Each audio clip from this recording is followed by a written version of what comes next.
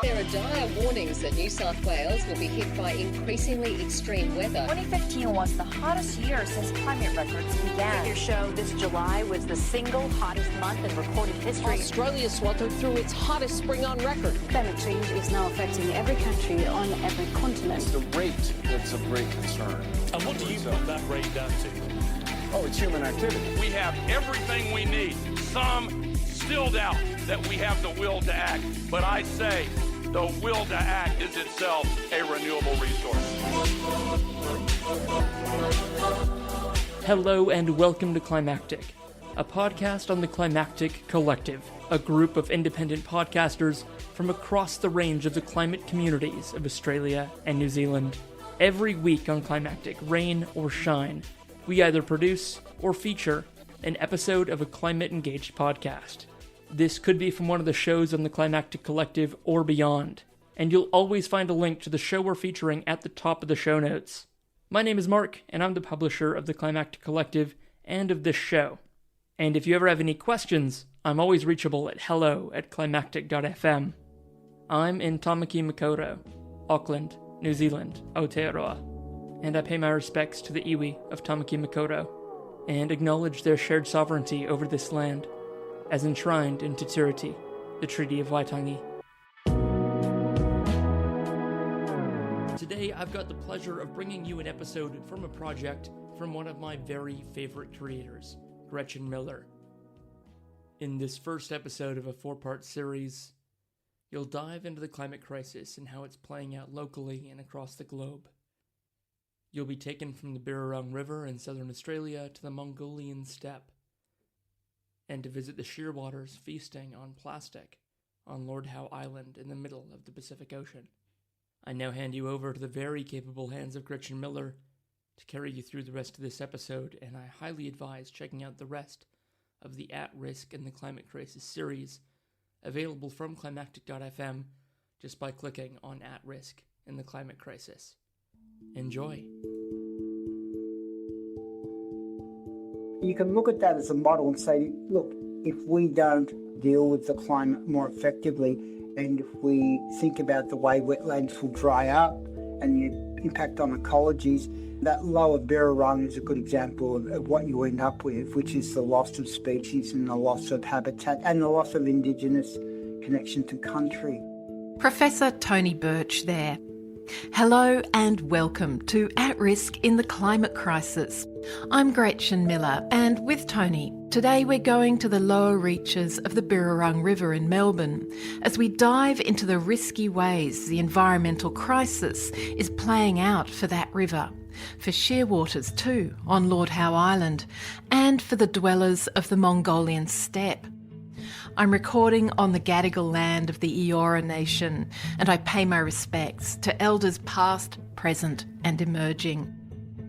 Through various lenses, the At Risk podcast series sets out to examine the ways in which humans are embedded in the whole climate catastrophe, as we hesitate on the edge of extinction to take the necessary critical and custodial action. How do we learn to live within a world that it seems is constantly at risk? What's at risk? Whose risks matter? And how do we proceed from here? And as we focus in this episode on the felt experience of loss and of care, we have 3 more guests for you. Dr. Cameron Muir takes us to Lord Howe Island, where the young shearwater chicks are fed on plastic. It's a shadow place. The places that we draw resources from or send our waste, we sort of outsource all the disorder and change and destruction to these places so that we have these nice privileged places, our homes and in the cities and so forth. And so I've been really interested in trying to understand what goes on in these places and how people live with them, because they're not abandoned. There are still people who have to deal with this constant change and disorder. With Cameron, ethnographic researcher and filmmaker Dr. Natasha Fine talks about her work in Mongolia, where the crisis is reflected in drought and devastating winters known as dzud. I think some herders would know about climate change, but then there's other They often have a pluralistic kind of attitude towards things, and it will also be attributed to other factors like the power of the surrounding entities in the landscape, and whether these entities are angry with the way they're going about things. So if you hunt too many of the marmots, the land deity may then bring plague upon people as retribution. So because there's such extreme climatic conditions, there's a real respect for the power of the weather and nature. And we have Professor Nigel Clark from Lancaster University's Environment Centre. It's really important to realise that every different people, culture, collective has their own way of understanding what the earth can do and what we can do to the earth. So the really tricky thing, I think, is trying to find some way of not losing that sense of the earth operating as a whole, but not turning that story into a kind of singular, monolithic narrative. As we travel between various localities in this episode, we'll also be thinking about some of the precedents of contemporary climate anxiety and ways to come to terms with endangerment and how to think about the generations to come. But let's start back at the Birrarung. I'm Tony Birch. I live in Melbourne and I'm a writer and historian. So until a year ago, I worked in academia for about 25 years. I'm also a fiction writer and essayist and a poet. And I work also as an activist. And a lot of my research in recent years has been involved in climate action work and issues around protection of Aboriginal country. I wonder what you observe around you from this country about the climate crisis, you know, in terms of the human and the other than human, the little changes, the big changes. What do you see? Well, it's interesting. That's a really important question. So that in my section of the river, you wouldn't notice any change on a day-to-day basis in the sense that it's only when you would get these dramatic periods of drought where obviously you'll notice much lower water levels along the river, which of course will have an impact on plant and fish life in particular. But they're like the extremes. And what we know about climate is that change is sometimes very subtle and it's not easily identifiable. You have to look over the long period. But having said that, Gretchen, one of my interests is to look at the area of what we call the lower Birrarung, where the Yarra River meets Hobson's Bay and then Port Phillip Bay, and why that's an important site to write about, to think about, and to remind people about. It's a section of the river that has been altered and undergone change since invasion that had a really devastating effect on plant and non-human life. For instance, if you go down to what might be called the Westgate area of Melbourne under the Westgate Bridge, that was a remarkable wetland before European occupation. It was an area that sustained a lot of bird and plant life, but particularly bird life, migratory birds from the Northern Hemisphere. Because of the way that waterway has changed and the loss of the wetlands, those birds don't come up to that section of the river anymore. They go much more down to the Birrarung Peninsula, which is toward the Port Phillip Heads. But the points to note with that is that means historically the loss of totemic relationships between local Indigenous landowners and particular bird species, because they no longer nest on the country that they did for thousands of years, which has an impact on people spiritually as well as on the ecology. But you can look at that section of the river and say to people, this is a model of the sort of change we don't want. We can see this model, and even though it's literally man-made in the sense that river was governed and dammed and narrowed and built on and so-called recovered land. So people are spending a lot of money building on landscapes that are, one, immediately devastated, and two, will be further devastated in the medium to long term, including probably the loss of the mansions that they're actually building now. On the far side of the world, living quite differently to Tony Birch's Melburnians, are those who dwell on the vast Mongolian steppe. Most of the buildings in the countryside are constructed to be easily relocated. There's a deeply reciprocal relationship between humans, herd animals and the landscape, which you're hearing now. Mongolian horses, sheep, camels, yaks and goats, along with their herders, are face to face with the imminent outcomes of the climate crisis. So I'm Natasha Fine, and I am part of the Mongolia Institute, which is within the College of Asia and the Pacific at the Australian National University.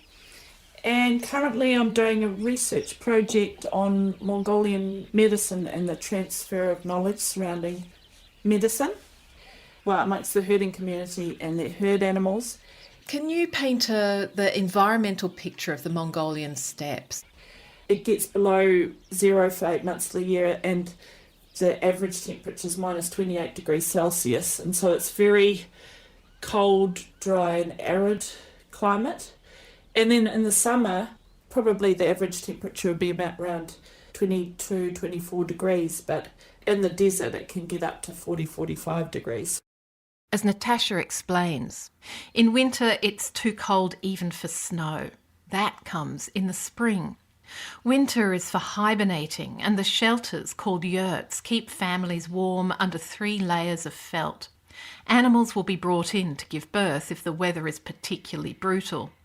In the summer, the felt is cast off and everything becomes more mobile. Yeah, it's sort of a very different way of engaging with the animals, and often the horses or the cattle will decide, oh, there's not enough food here, we'll go and graze somewhere else. And then the herders actually follow them with the encampment. They'll go, right, we need to move because the herd's moving. Yeah, so fat is very important. When they're greeting one another, they'll say, are your animals fat and healthy?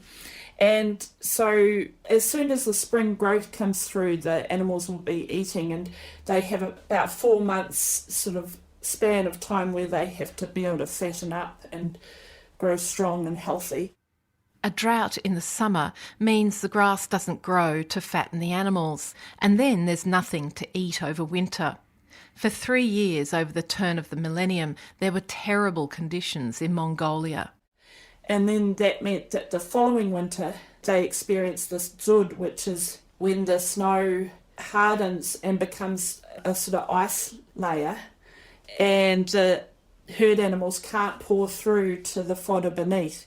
And so it's sort of this accumulation of events where there's the dryness and the grass not growing properly, and then nothing for the animals to eat in winter, and then they just starve and die. And so one dzud, I think it was 2001, 10 million animals died. The dzud is a term for a particularly harsh season, and it reflects not only the geophysical forces like the weather, but also the impact on the animals and the herders. Everything is intimately connected.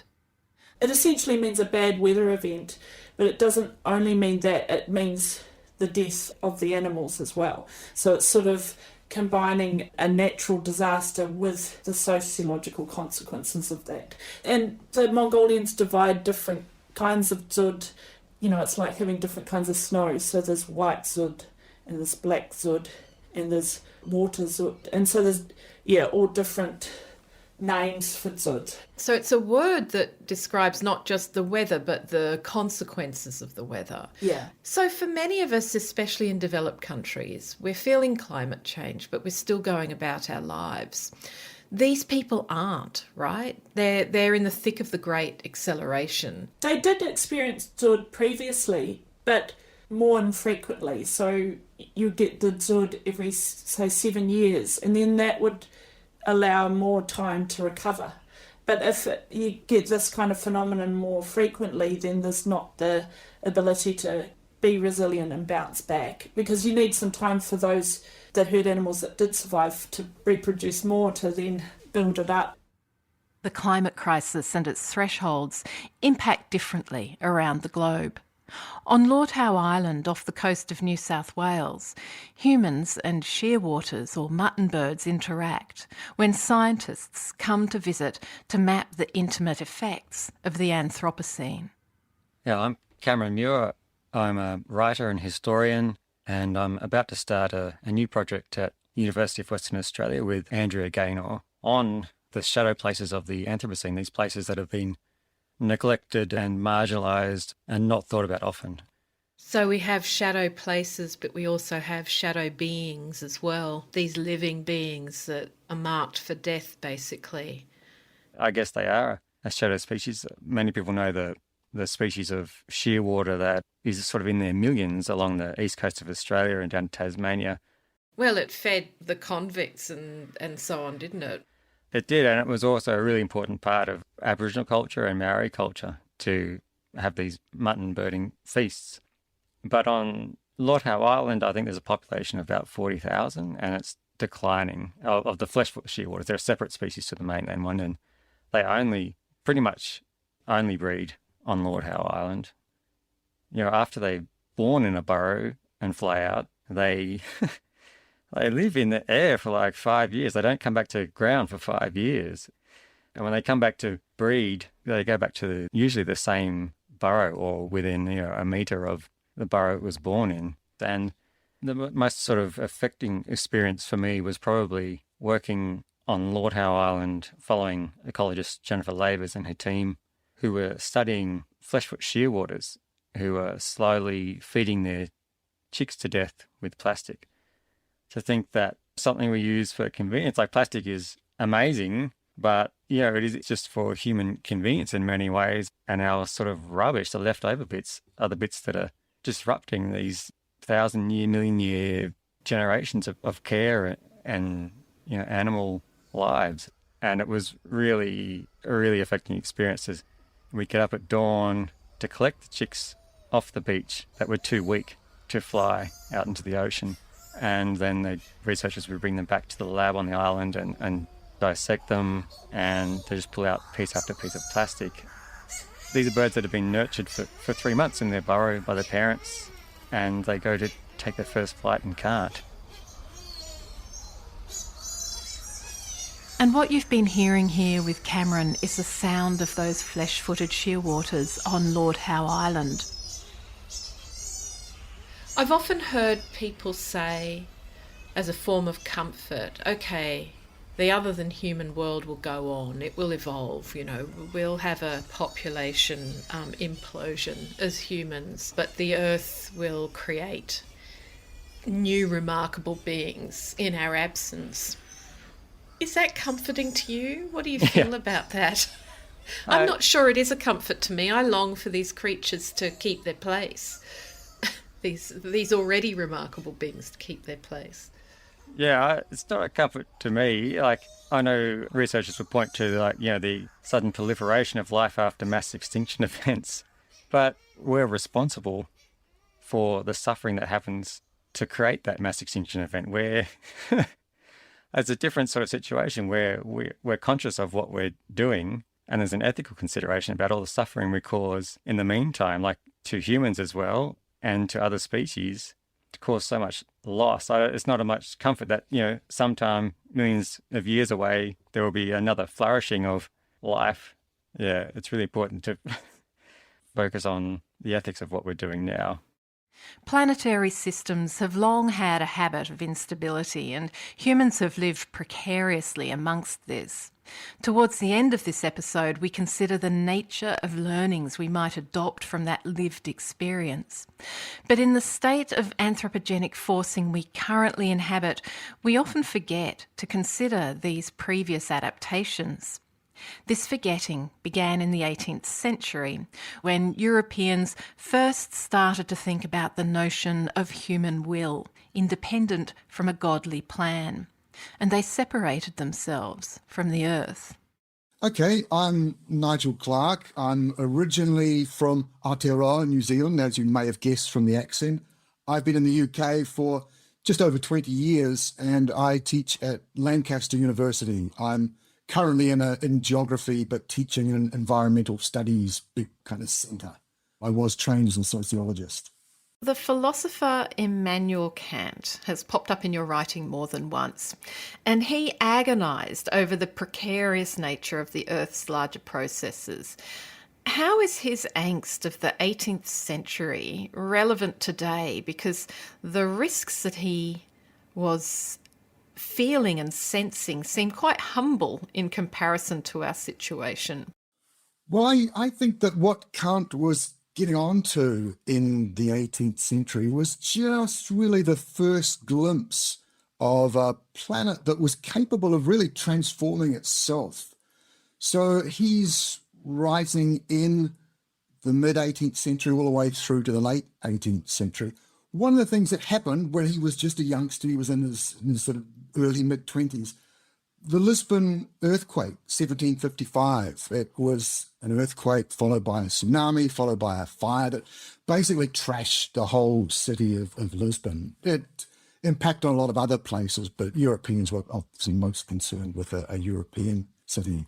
And I think this was a bit of a shock for Kant, because he was just starting to get his head around this idea of a human subject who was independent, self-legislating, could do things that God wasn't directing, that wasn't pulling the strings. And I think that event, the Lisbon earthquake, the destruction of the city of Lisbon, really hit him hard. And I think a lot of the rest of his generation, it hit them hard. The idea that a city could just be pretty much wiped off the face of the map. And I think it hit Europeans at a kind of delicate time, at a time when they were already anxious about what kinds of subjects, what kinds of thinking beings they were.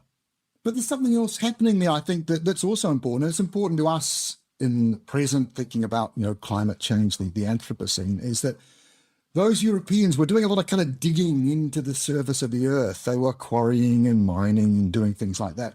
They were beginning to discover all these layers, these kind of strata. And some of these layers having, animals, organisms, plants that were no longer around. So they were starting to get this sense that there had been other worlds before that had been in some way wiped out. And I think all of this made a certain kind of, European scholar, made them quite anxious. And we tend to think about Europeans in the 18th century as being confident, going places, knowing what they were all about. But I think that they were also quite anxious about some of the things that they were discovering. So anxious that no one much talked about this for almost 2 centuries. And it's not until very recently we've really come back to this question of an Earth that might become otherwise. So they talked about revolutions of the Earth back in the 18th century. And really, since then, there has been this grappling with the sense that the Earth has last a lot longer than people thought, but also this sense that Earth is a dynamic or changeable Earth. But somehow in the 19th century, with the rise of Darwinian evolution, deep time became a way of slowing things right down. So when we cause trouble, we're really layering it into the transformations, the dynamism that belongs to the Earth itself. So with climate change, we couldn't actually trigger a climate tipping point unless tipping points actually already existed in the way that the Earth's climate operates. And we discuss more about tipping points and thresholds in our episodes Ditching Denialism and Technoscientific Interventions. Okay, so as you've pointed out, we know there are cultures who aren't actually responsible for this era of plastic and concrete that we're now calling the Anthropocene. While there's planetary multiplicity, there's also human multiplicity, socially, politically, culturally, and yet we're all thrown together with this one enormous existential risk. Australians, New Zealanders, every kind of English over there on the other side of the globe where you are, on another continent, the Mongolian Steppe herders, as we're discussing in this podcast, and in the middle of the ocean, on a tiny island, the seabirds feeding their young plastic that we've been talking about with Cameron Muir. And all of us are speaking such different languages. What is the risky paradox of this anthropocentrically dubbed Anthropocene? Yeah, these are really tricky questions. And for me, one of the hardest things to do, and this is really the task that Bron Jasinski and I set ourselves in the Planetary Social Thought book that we just finished, was how can you think through and with the Earth and all the things the Earth is capable of doing without turning it into a single story that everybody else has to go along with? And This has been one of the big critiques that's been fired back at the idea of the Anthropocene. One thing is for sure, though, there are thresholds, and we don't know about them until we step over them. Can you talk to the idea of thresholds? I think the threshold is really important, especially when we think about what it actually means to inhabit that threshold, or to inhabit that moment of passing through some transition between a world we're more or less familiar with and one we're very, very unfamiliar with. One of the things within the Anthropocene science and the climate science itself that they're encouraging us to think in terms not of a single one big or mighty threshold, but to think in terms of various tipping elements. So a number of different kind of thresholds in different parts of the Earth system, which can sometimes come together, converge, turn into a kind of a cascading change. But they're trying to get us away from, I think, thinking about that one big or mighty change, and to think in terms more localized, more regionalized thresholds. In Mongolia, a moment of transition might be observed in the way diseases with which Mongolians have coexisted could get out of hand. The Siberian marmot carries the plague, and as herders love to eat marmot to supplement their diet, plague can get transmitted in the preparation of the food, as well as by the fleas which pass it from marmot to human. So that interrelationship between marmots, fleas and the plague and humans was already in place 3,800 to 4,000 years ago. So we've been living with the plague for a long time as humans, but occasionally when certain circumstances collide, then it can become an outbreak. And that would be the worry with climate changes, because everything's changing so rapidly. The temperature's already risen by 1 degree in Mongolia, but could rise by 5 degrees even by the end of the century. If the ecology gets out of balance, then you could have these major plagues emerging. Even anthrax is a concern. Anthrax is a problem in Mongolia, and because it can stay in the soil for long periods of time, and in Mongolia there's a sort of less of a divide between the domestic stock and the wild animals, and there's these wild populations of gazelle that can then give the anthrax to cattle that graze on the same grasses and the same soil, and then the humans get it. Back in Australia, one such threshold might be observed in the increasingly frequent mass movement of soil in the form of dust storms. In the 1980s, I think it was the local Lions Club or Rotary Club started this campaign. It was a bit like a tourist campaign to take Dubbo's dusty, rough image and turn it around into something it could try and celebrate, like a type of larrikin type advertising campaign where you could buy this jar of Dubbo dust, which, it says on the label, also known as Cobar rain, because Cobar's further west and the red soil would blow in from those sort of denuded places. And I think it was fairly innocent then. It was something to sort of make a joke about, the Dubbo dust. And now I think it's far more fraught.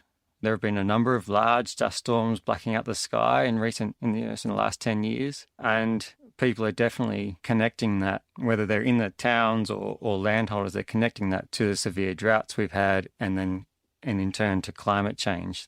Interviewing landholders 10 years ago, many would get out their weather books and say, look, these are just natural changes. But now it's very different when you talk to them. There's so many more who say, okay, I'm living these changes of climate change. I'm experiencing climate change, and, we need to know how to deal with it.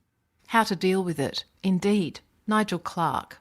Particularly Indigenous people who've lived in place for a long, long time, they have their own understanding of thresholds. They have their own understanding of limits that you shouldn't step over, always leaving some excess in the system. I don't think you ever find Indigenous people or people who've lived in a place for a long, long time using up every single resource that's available. They always leave something behind. So in a way, I think all those people are understanding that there are thresholds in ecosystems, in the physical world.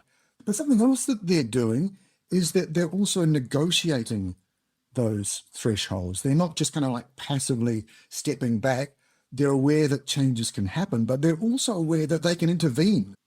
I'm fascinated by fire use, cultural burning, Indigenous Australians, and the way that they actually modify ecosystems, the way that they actually modulate risks, through burning, through deliberate kind of use of fire.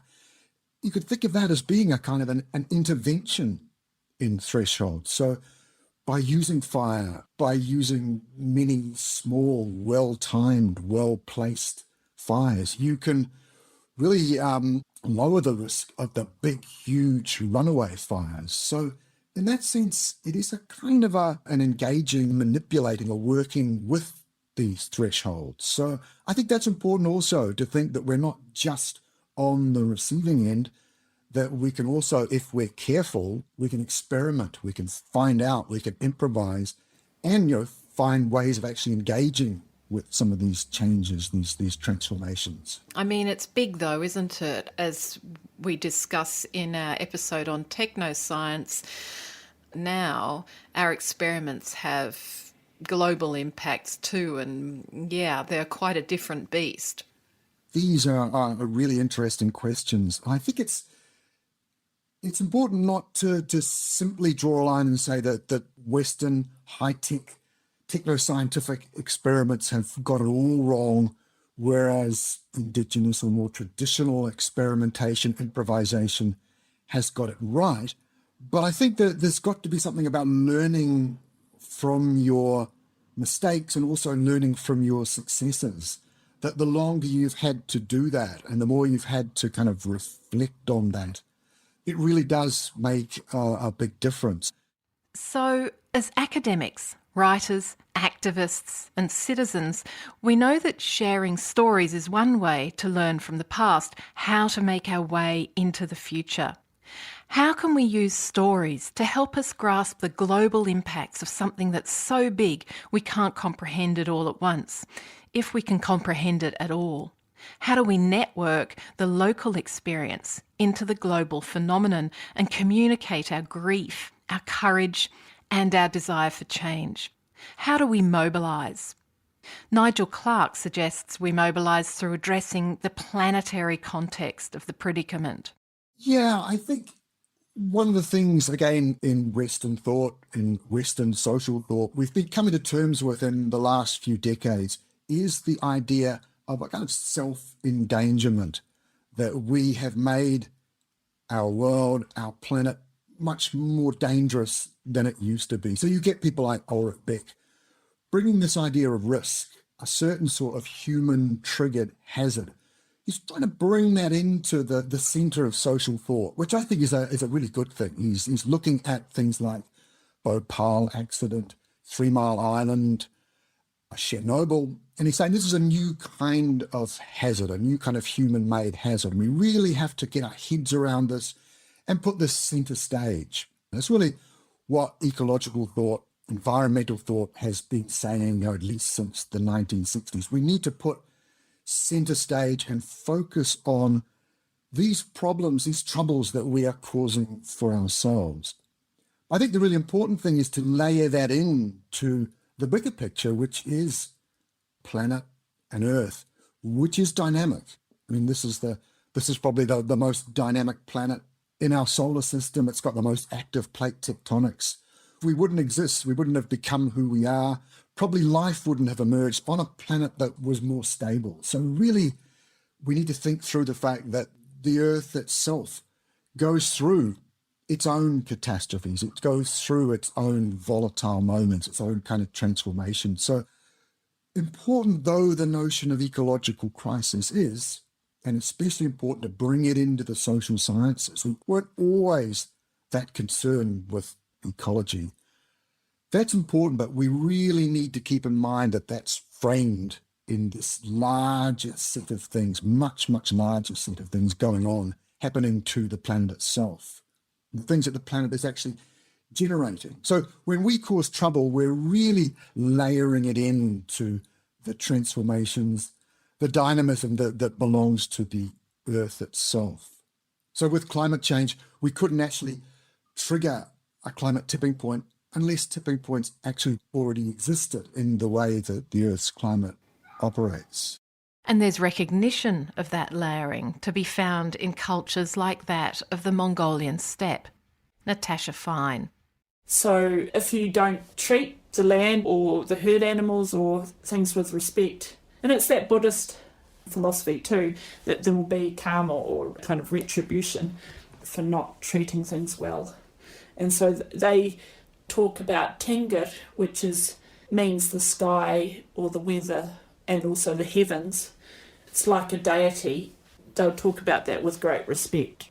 I'll give an example. I was going out on the grassland with the matriarch of a herding family, and we were going to look for medicinal plants, and then she hadn't been out on the grassland for a while because sometimes the women get kind of stuck in the encampment and don't get to go out so much, but she was looking at the grassland and she was saying, this just looks really bad, because it was late summer. Usually that would be knee-high grass, and it's not, and she just said, oh, this is going to be a really bad winter.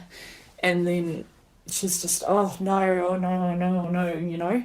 And then when I got back to Australia, there was a really bad Zord that year. As we draw to a close, I ask our guests how it is that those, unlike the Mongolian steppe herders, those of us not thinking about our connections with the earth, are able to so comprehensively silo our lives. How so many of us in big cities manage to forget those smoke haze summers soon after the danger has passed. Natasha Fine says Mongolian herders and their animals offer useful perspectives for others as global heating accelerates. If these herders are relying on the surrounding environment and the surrounding ecology, then they're going to be hugely impacted. But then on the other side, their ancestors have been living like this for thousands of years, and they're very resilient, and they know how to survive in these extreme temperatures and have applied knowledge over thousands of years. And so I think actually we can learn from their adaptive and resilient techniques for the people who are less reliant on other beings. Nigel Clark says some of us need to get better at inhabiting perspectives different to our own, not only sentient perspectives, but geophysical ones as well. I think it's a way that people who've inhabited difficult, demanding landscapes for a long, long time, one of the ways they've done that is to be able to move their perspective between different species or between different parts of the ecosystems they're living in. And it's both a way of living through and dealing with crisis and catastrophe, but it's also a way through it because it multiplies your possibilities, it multiplies your perspectives, it multiplies the way of experiencing and living through various kinds of challenges. But it's also, I think it's a way too of dealing with grief and loss. So I think there's a lot we can learn from that way of seeing the world, but also Western science itself is moving in those directions. So I think there's really interesting possibilities of a convergence there about trying to imagine, think through, live with, multiple perspectives. So how might the Indigenous matrix of memory relations with the earth be more broadly embraced? Tony Birch. That's a big question, but if we think of long time history, that we also need really fundamental generational change that literally will take a generation, and accept that we need to also think patiently. So one of the issues around Indigenous understanding of country and ecologies is that, one, you have to take the long view, you have to have the long game, and two, that you have to have a holistic approach to your relationship with country or nature, to call it the Western sense. And so that Leanne Simpson, who's a First Nations scholar on Turtle Island in Canada, she talks about, and many other, by the way, First Nations scholars in North America talk about, you don't plan for the next generation, you plan for the next 6 generations. So what will this country look like in 100 years? And the decisions we make now must have a positive effect in the long term. So that's one thing we need to do. We need to also think about a holistic relationship to country. So you can't silo anything. Nothing can be separated out from anything else. But it's so ingrained, Tony, that siloing? That's why I think that we need to talk about long-term change. It will never happen in the short term. It's about something basic, though. I think that it's about allowing and encouraging thinking that opens people to new ideas and to fundamental changes. Like you talked about then, about people forget very quickly the situation of catastrophe that they might experience, say, through a bushfire or drought. I actually think it's not exclusive to, but that is a condition which is very common in colonised countries. Colonialism has to operate on the basis of selective amnesia to justify itself, so that in relationship to the way that colonial violence has destroyed country in Australia, it can't work, or you can't sustain that myth unless you encourage and demand that people forget what happened yesterday.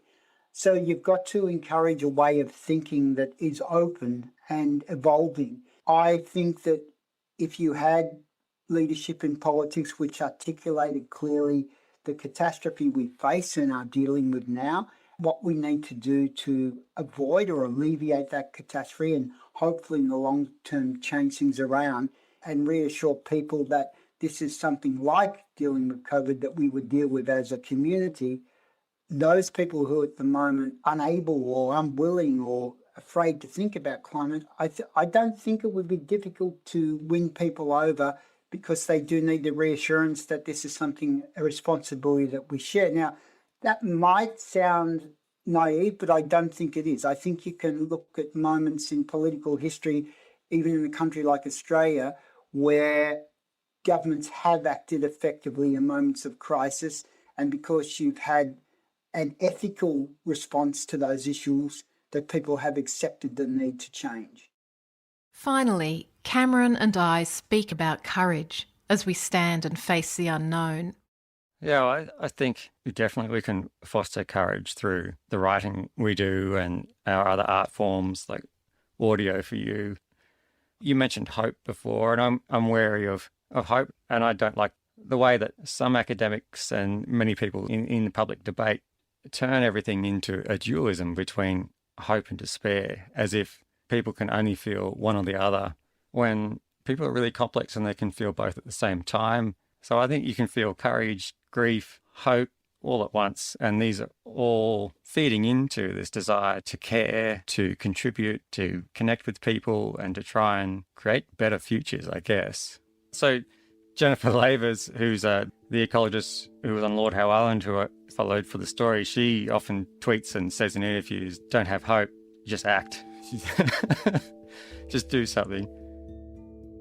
The first 3 words of your co-authored introductory essay to your collection of essays, Living with the Anthropocene, was, "You're not alone." What did you mean by those words? I guess we're trying to let people know that there are many others feeling the same way in response to the changes that you could see in your own backyard, or your local river or beach, or seeing really distressing images of global change in social media and on news sites. And we just thought, at a time when I guess many people probably felt divided, and that politicians maybe at many levels weren't really listening, that they're not facing this alone, and that many people from all kinds of different backgrounds, whether they're farmers or gardeners, ecologists, traditional owners, they're all feeling similar ways, similar feelings in response to these changes, that they might be experiencing them in different ways, but there are some things in common, and that you don't have to face this alone. Cameron Muir, Natasha Fine, Tony Birch and Nigel Clark. Thanks so much to all our guests and to the team. Sound engineer Judy Rapley, production assistant Daniela Fulvey, and editors and executive producers Josh Wodak and Jessica Weir. The show was written and produced by me, Gretchen Miller. We've extended interviews for you with Tony Birch and Nigel Clark on your podcast service, and 3 other discussion episodes on technoscientific interventions, ditching denialism, and on Indigenous leadership. Don't miss them. This episode of At Risk in the Climate Crisis is funded by the Seed Box, a Mr. Formus Environmental Humanities Collaboratory, and it's supported by the Institute for Culture and Society at Western Sydney University. Theme music is Lickstick by Blue Dot Sessions. Thanks again for your company. I'll see you next time.